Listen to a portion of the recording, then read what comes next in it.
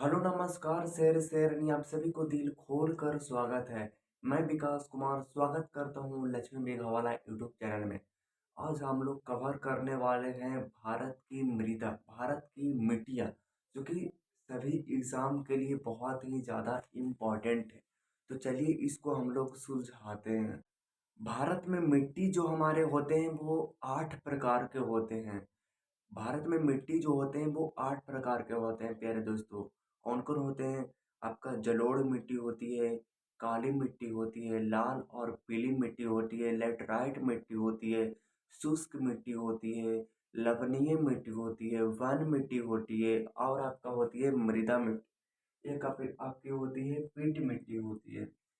And मैं आपको बताना चाहता हूँ कि जो हमारे मृदा जो हैं वो हमारे जो सॉयल हैं वो हमारे जो मृदा जो है वो लैटिन भाषा से उत्पन्न सोमक सोलम सोलम सोलम शब्द से उत्पन्न हुआ, सोलम शब्द से आया है, जिसका मतलब होती है प्यारे दोस्तों, जिसका मतलब होती है प्यारे दोस्तों होती है हमारी फर्श होती है, जिसका मतलब होती है फ्लोर। फ्लोर मतलब समझ रहे हो ना? फ्लोर होती है यानी फर्श होती है। एंड इसके बारे में मैं आपको बताना ये चाहता हूँ कि जो हमारे जो मृदा के जो अध्ययन होती है उसको हम लोग कहते हैं पेडोलॉजी। PODPEDOLOGY, pedology. तो चलिए हम एक एक करके इसको सभी को सुलझाते हैं। हमारे जो जलोढ़ मिट्टी आते हैं, सबसे पहले तो जलोढ़ मिट्टी आते हैं। आपका जलोढ़ मिट्टी के बारे में मैं आपको बता दूं कि भारत में लगभग मतलब जो हमारे जो भारत जो हमारे हैं वो सब जलोढ़ मिट्टी है, वो बहुत ही महत्वपूर्ण मिट्टी है, बहुत ही महत्वपूर्ण। एंड भारत के 24% भारत के 24% में जलोढ़ मिट्टी पाई जाती है। ऐसे लोसेंट वगैरह देखोगे ना तो आपको 22% का जिक्र मिलेगा, बट एक्चुअल में 24% में है हमारे। ये बहुत महत्वपूर्ण मृदा आपके हैं, ये तो मैंने आपको पहले ही बता ही दिया, बहुत ही महत्वपूर्ण है। एंड नदियों द्वारा लाई गई ये मिट्टी है, मतलब जो जलोढ़ मिट्टी जो है ना वो नदी द्वारा लाई गई मिट्टी है। जलोढ़ जो मिट्टी होते हैं उसमें बहुत ज़्यादा मात्रा में, मतलब अधिक मात्रा में आपकी पोटास होती है, क्योंकि जलोढ़ मिट्टी जो इसमें होती है वो उसमें पोटास की मात्रा काफ़ी अधिक होती है। मैं आपको ये बताना चाहता हूँ कि आपका जो ये जो जलोढ़ मिट्टी है उसका भी दो प्रकार होती है। एक तो होती है खादर होती है और दूसरा बांगर होती है। आपका बांगर जो होती है वो पुरानी मिट्टी होती है, पुरानी मिट्टी होती है। जो बांगर होती है वो पुरानी मिट्टी होती है,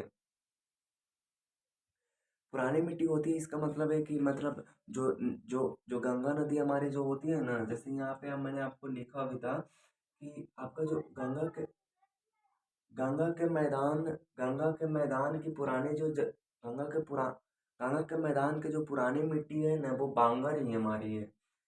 तो बांगर मिट्टी को मैंने आपको बताया था कि बांगर मिट्टी जो होते हैं वो पुरानी मिट्टी होती है, और खादर मिट्टी जो होते हैं वो हमारे होते हैं न्यू मिट्टी होते हैं, नई मिट्टी होती है। और पुरानी मिट्टी जो बांगर होते हैं वो गंगा के गंगा के गंगा के गंगा के मैदानी क्षेत्र वाले एरिया जो होते हैं ना वो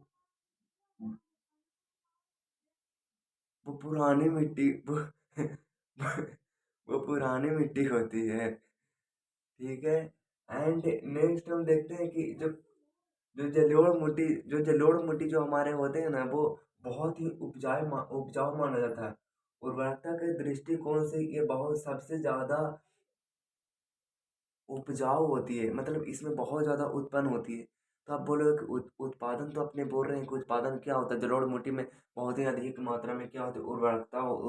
उर्वरकता के दृष्टिकोण से बहुत ही उपजाऊ मिट्टी होती है जलोढ़ मिट्टी जो होती है वो होती है। लेकिन इसमें क्या होती है, तो इसमें मैं आपको बता दूं कि हर एक चीज़ होती है। आपका तिलहन होती है, आपकी दलहन होती है जलोढ़ मिट्टी में, आपका आलू होती है, मक्का होती है, गेहूँ होती है, धान होती है। ये सब की सब जलोढ़ मिट्टी में एकदम जबरदस्त की होती है।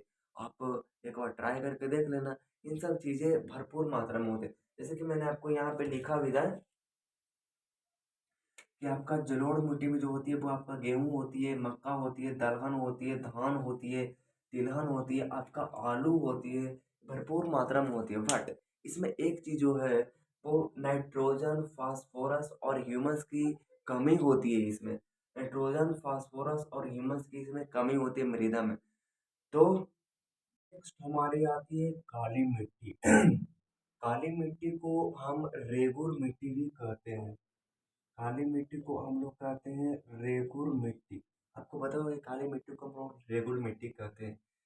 काली मिट्टी का निर्माण कहो या अगर आप कह सकते हो कि काली मिट्टी का निर्माण या तो फिर अगर कहें कि काली मिट्टी का निर्माण या तो फिर रेगुर मिट्टी का निर्माण अगर कहें तो वो बेसाल्ट चट्टानों, जो बेसाल्ट चट्टानों नहीं होता है, बेसाल्ट चट्टानों या तो फिर लावा का जो प्रवाह हमारे जो नहीं होता है, यहाँ पे मैंने आपको ये लिख दिया कि लावा का जो हमारे प्रवाह होते हैं उससे ये निर्माण होती है। एंड जो हमारे जो बेसाल्ट चट्टानों जो हमारी होती है, बेसाल्ट चट्टान जो होती है उससे हमारी ये काली मिट्टी, रेगुर मिट्टी निर्माण होती है। इसमें अधिक मात्रा में आपका पाया जाता है आयरन, पाया जाता है आपका आपका मैग्नीशियम पाया जाता है, आपका मैग्नीशियम पाया जाता है, आपका आयरन पाया जाता है, आपका एल्यूमीनियम पाया जाता है अधिक मात्रा में, एंड चूना आपका अधिक मात्रा में पाया जाता है। तो इन सब चीज़ें इसमें बहुत ही अधिक मात्रा में पाया जाता है। एंड मैं आपको बताना चाहता हूँ कि इसमें जो इसका जो रंग होती है वो काला क्यों होती है? मतलब हर चीज़ का कोई ना कोई रीज़न होती है। जैसे आप मान लो अगर कोई भी सेक्टर में जाना चाहते हो तो उसका भी रीज़न होता है कि मुझे ये चीज़ इंस्पायर कर रही है। तो काली मिट्टी जो होती है वो काले क्यों होती है? तो वो टिटेनिस फेरिस टिटेनी फेरिस टिटेनीफेरे टिटेनीफेरस या तो फिर मैग्नेटाइट के कारण होती है। टिटेनीफेरस मैग्नेटाइट के कारण होती है, इसका रंग काला होती है। या तो फिर जीवांश लूसेंट वगैरह में जीवांश लिखते हैं, तो मैंने वो भी आपके सामने नोट कर दिया है। एंड आप चाहो तो इसको नोट कर सकते हो कि जो काले रंग होती है वो टिटेनी फेरस मैग्नेटाइट के कारण होती है या जीवांश के कारण होती है। एंड इसमें जो अधिक मात्रा में मतलब काली मिट्टी में जो अधिक मात्रा में पाया जाता है वो कार्बनिक पदार्थों का अधिक मात्रा में उसमें पाया जाता है, कार्बनिक पदार्थ अधिक मात्रा में पाया जाता है। एंड मैंने आपको ऊपर में बता ही दिया कि उसका जो एक और नाम है वो आपका आ जाती है, वो आपका आ जाती है रेगुर मिट्टी। रेगुर मिट्टी उसको उसका निक नेम है। एंड इसमें क्या क्या जो इसमें जो उत्पादक है वो आपका क्या हो सकती है? इसमें काली मिट्टी जो है वो कपास के लिए बहुत ही ज़्यादा महत्वपूर्ण है। तो काली मिट्टी में कपास ज़बरदस्त होती है, आपके होने के लिए तो गेहूँ भी होती है, बाजरा भी होती है, ज्वार भी होती है। तो उत्पादन के लिए आपका गेहूँ होती है, ज्वार होती है, बाजरा होती है, लेकिन कपास के लिए बहुत ही ज़्यादा महत्वपूर्ण होती है। इसलिए इसको हम लोग कहते हैं ब्लैक कॉटन साइल। ब्लैक इसीलिए कपास उसमें ज़्यादा होती है, काली मिट्टी में कपास ज़्यादा होती है, इसीलिए उसको हम लोग कहते हैं ब्लैक कॉटन साइल या तो फिर काले कपास की मिट्टी। काले कपास की मिट्टी कहते हैं या तो फिर हम लोग कहते हैं ब्लैक ब्लैक कॉटन साइल कहते हैं। अच्छा, अगर मैं आपसे पूछूं कि जो काली मिट्टी है वो अधिक मात्रा में कहाँ आपके पाई जाती है, तो आप देख लीजिए। एक तो होती है आपकी जो होती है महाराष्ट्र में होती है, बहुत ज़्यादा मात्रा में होती है। काली मिट्टी बहुत ज़्यादा मात्रा में महाराष्ट्र में होती है आपकी। उसके बाद आपकी हो जाएगी गुजरात में हो जाती है। उसके बाद उधर हो जाती है आपकी मध्य प्रदेश में हो जाती है। उड़ीसा के उधर समुद्री तट वाले एरिया में आपकी हो जाती है। आपके कर्नाटक के एक जिला है। कर्नाटक एक ज़िला है जिसमें हमारी होती है। कर्नाटक के उत्तरी जिला में आपकी हो जाती है, मैंने आपको बताया। और उड़ीसा के आपका जो दक्षिणी एरिया है उधर हो जाती है आपकी। मतलब ये सब एरिया और बहुत सारे एरिया में आपको होती है। आपकी राजस्थान के बूंदे बूंदे का आती है ऐसे कुछ करके उसमें आपकी हो जाती है। तो बहुत ही अधिक मात्रा में होती है।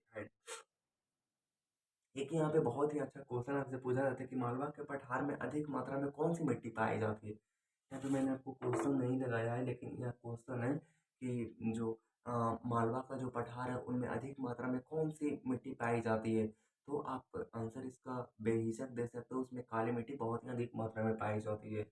एंड मैंने आपको ये बता ही दिया कि इस मिट्टी को स्वतः जुताई वाली मिट्टी भी कहा जाता है। ये स्वतः जुताई वाली मिट्टी का है। तो काली मिट्टी की कुछ-कुछ ये सब प्रमुख चीज़ें रही है। नेक्स्ट हमारी है लाल मिट्टी। लाल मिट्टी जो लाल मिट्टी जो हमारे जो होते हैं वो क्या होती है, लाल मिट्टी का निर्माण कैसे होती है? तो ये जलवायु परिवर्तन जो हमारे जो होते हैं, जलवायु परिवर्तन जो हमारे होते हैं, जलवायु परिवर्तन की वजह से मतलब वो कह रहा है कि जलवायु परिवर्तन जो हमारे होते हैं इन्वायरमेंट में जो होती है जलवायु परिवर्तन की वजह से हमारे कायांतरिक शैलों में विघटन होती है। इसके कारण क्या होती है हमारी लाल मिट्टी का निर्माण होती है प्यारे दोस्तों। कायांतरिक शैलों के हाँ, जो हमारे मैंने आपको बोला था कि जलवायु परिवर्तन के वजह से का आंतरिक सैलों में विघटन से हमारी लाल मिट्टी का निर्माण होती है। एंड इस लाल मिट्टी में जो आपकी जो पाया जाता है अधिक मात्रा में पाया जाता है वो आपकी पाया जाता है सिलिका और आयरन। सिलिका और आयरन लाल मिट्टी में अधिक मात्रा में आपकी पाई जाती है। एंड लाल मिट्टी का रंग लाल ही क्यों होती है, तो वो आयरन ऑक्साइड के कारण होती है। लाल मिट्टी का लाल रंग आयरन ऑक्साइड के कारण होती है। एंड इसको जब आप पानी में देखोगे ना तो ये कुछ पीला टाइप के दिखेंगे। तो आप इसको ध्यान रखना कि इसमें अधिक मात्रा में आयरन ऑक्साइड के कारण ये लाल दिखाई देती है। एंड इसे पानी में पीली रंग की दिखती है। एंड ये आंतरिक सैलों के विघटन से जलवायु परिवर्तन के वजह से बनती है हमारी लाल मिट्टी का निर्माण। अगर मैं आपको बात करूँ कि उर्वरकता, तो उर्वरकता इसमें क्या होती है? उर्वरकता विहीन होती है इसमें।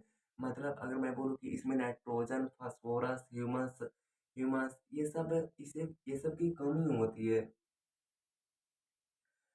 ये मैंने आप यहाँ पे लिख रखा कि नाइट्रोजन, फास्फोरस और ह्यूमस की कम मात्रा में होती है। बट इसमें उत्पादन जो आपके होती है जैसे आपका कपास हो जाएगा, इसमें अच्छे से हो जाएगा, आपकी दाल हो जाएगी, आपकी कपास हो जाएगी, दाल हो जाएगी और मोटे अनाज जितने भी हैं वो लगभग लगभग मात्रा में हो जाएगी। और मैं यहाँ पे बात करूँ कि इसकी इसकी उर्वरकता को बढ़ाने के लिए हम क्या करते हैं? तो इसकी उर्वरकता को बढ़ाने के लिए हम चूना का निर्माण करते हैं, चूना का। ये बंजर भूमि के रूप में पाया जाता है बट कहीं-कहीं क्षेत्र में ये अधिक मात्रा में है। अब जैसे भारत के कौन-कौन से राज्य में आपके पाए जाते हैं लगभग अराउंड अगर आप बताएँ तो वो आपके आंध्र प्रदेश वाले एरिया में आपके मिल जाएँगे। आपका मध्य प्रदेश वाले एरिया जो हमारे पूर्वी पूर्वी क्षेत्र है उसमें आपको मिल जाएँगे। पश्चिम बंगाल यहाँ पे जो आपकी पश्चिम बंगाल है उसमें आपकी पूर्वी और उत्तरी एरिया वाले में आपको मिल जाएँगे, अच्छे से मिल जाएँगे। और अगर मैं बात करूँ तो आपको गा मेघालय में आपको गारो, खासी, जयंतिया ये सब एरिया में आपको मिल जाएँगे। वो एक और क्या बोलता है उसको अ, राजस्थान के अरावली पर्वत के कुछ तरफ साइड मिल जाएँगे। आपका छोटा नागपुर के पठार में ऑफ कोर्स मिल जाएँगे। आपका महाराष्ट्र, आपका तमिलनाडु, कर्नाटका के कुछ एरिया में आपको मिल जाएँगे। तो इस तरह से आपकी जो है वो कुछ-कुछ जो लाल मिट्टी है वो आपको मिल जाएँगे। नेक्स्ट हमारी है लेटराइट मिट्टी। लेटराइट मिट्टी का निर्माण कैसे होती है? तो ये जो होती है लाल खुरदुरी लाल खुरदुरी लाल खुरदरी मिट्टी होती है। मतलब इसका निर्माण ऑफ कोर्स ऐसा ही होती है। एंड इसका निर्माण जो होती है वो कैसे होती है आपका पत्थरों के टूटे-फूटे चट्टानों से आपकी वो होती है। जो पत्थर जो टूटते हैं वो कण-कण टूटती है ना उसके उससे हमारी होती है। एंड जो हमारे जो लेटराइट मिट्टी होती है वो कृषि के लिए उपयोगी में नहीं होती है। मतलब कृषि के लिए वो उपयोग में कुछ काम के लायक है ही नहीं, क्योंकि पत्थर के वो कण-कण टूट-टूट के बनते हैं।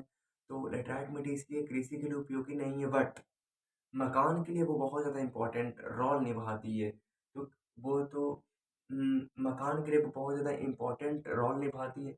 एंड ये पाया कहाँ जाता है आपको मैंने आपको पिछली वीडियो अगर आपके ज़्योग्राफ़ी की वीडियो पिछला नहीं देखी आपने तो मैंने लिंक वीडियो के नीचे डिस्क्रिप्शन के टॉप पर दे दिए हैं। जाओ और क्लिक करके उस वीडियो को देखो। इस वीडियो को देखने के बाद चलिए अभी इस टॉपिक को क्लियर करते हैं। मैंने आपको बताया था कि जो मारवाड़ तट होते हैं वो क्या होते हैं? आपका मारवाड़ जो तट होते हैं वो क्या होती हैं? तो वो नीचे वाले पार्ट होते हैं। इधर वाले को हम लोग क्या कहते हैं? इधर वाले को सह्याद्री पर्वत सह्याद्री पर्वत कहते हैं और उधर वाले को क्या कहते हैं हम लोग? महेंद्रगिरी पर्वत कहते हैं। इधर वाले एरिया को हम गुजरात से गोवा तक बाँटे थे। गुजरात से गोवा तक बाँटे थे जिसको हम लोग क्या कहते थे? कोंकण। कोंकण हम लोग कहते थे और कोंकण से फिर गोवा से फिर कर्नाटका तक हम लोग बाँटे थे, उसको क्या कहते थे? केनरा कहते थे। कर्नाटका तक उसको हम लोग क्या कहते थे? केनरा कहते थे। अच्छा, फिर उसके से नीचे को हम लोग क्या कहते थे? आपका यहाँ लिखा हुआ मालाबार। मालाबार कहते थे। उधर वाले एरिया जिसको हम लोग इधर वाले एरिया को हम लोग सह्याद्री पर्वत बोलते हैं और उधर वाले एरिया को हम लोग बोलते हैं महेंद्रगिरी पर्वत। महेंद्रगिरी पर्वत को भी ए- महेंद्रगिरी पर्वत को भी हम लोग 3 भागों में बाँटे हैं। कौन-कौन? एक तो सबसे पहले ऊपर वाले बंगाल से ऊपर वाले एरिया को क्या कहते थे? क्या कहते थे? ऑफ कोर्स पर्वतीय क्षेत्र कहते थे। डेल्टा क्षेत्रीय पर्वतीय क्षेत्र पर्वतीय क्षेत्र कहते थे। उधर वाले एरिया को हम लोग पर्वतीय क्षेत्र कहते हैं और दूसरा वाले एरिया जो हमारे अरुणाचल प्रदेश, आंध्र प्रदेश तक ऑफ कोर्स था, तो उसको हम लोग क्या कहते थे? उसको हम लोग कहते थे डेल्टा क्षेत्र। डेल्टा क्षेत्र और नीचे वाले एरिया को उसको से नीचे वाले एरिया को क्या कहते थे? नीचे वाले एरिया को कहते थे कार्डमम की पहाड़। कार्डमम के कोरोमंडल, कोरोमंडल कहते थे उसको। कोरोमंडल कहते थे और वो जगह जहाँ पर पश्चिमी घाट और पूर्वी घाट मिलाते थे उसको हम लोग कहते थे कार्डमम की पहाड़ियाँ। कार्डमम की पहाड़ियाँ। तो ऑफ कोर्स मेरे ख्याल से आपका अच्छा मालाबार तक आए। ये जो होते लेटराइट मिट्टी जो होती है आयरन और सिलिका इसमें अधिक मात्रा में पाया जाता है। मतलब इसमें अधिक अगर मात्रा में अगर बोले जाए तो अधिक मात्रा में आपकी होती है आयरन और सिलिका अधिक मात्रा में होती है। अच्छा, इसमें कौन सा फसल उगाया जाता है? तो इसमें चाय की खेती बहुत ही जबरदस्त, बहुत ही अधिक मात्रा में इसमें किया जाता है। चाय की खेती बहुत ही अच्छे तरीके से किया जाता है। तो मेरे ख्याल से मृदा की इसमें चाय के अलावा क्या-क्या होती है? और चाय के अलावा आपकी होती है इलायची होती है, आपकी काजू भी बहुत ही अधिक मात्रा में यहाँ पे होती है।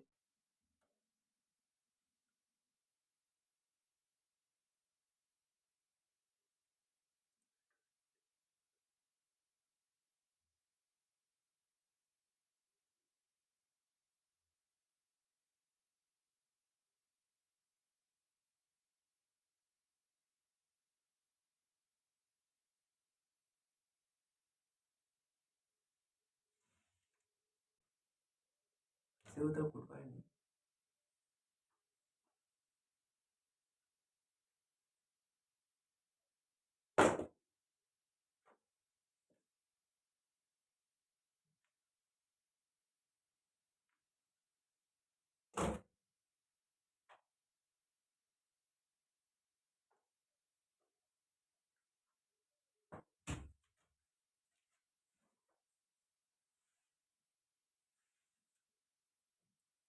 Today is the video title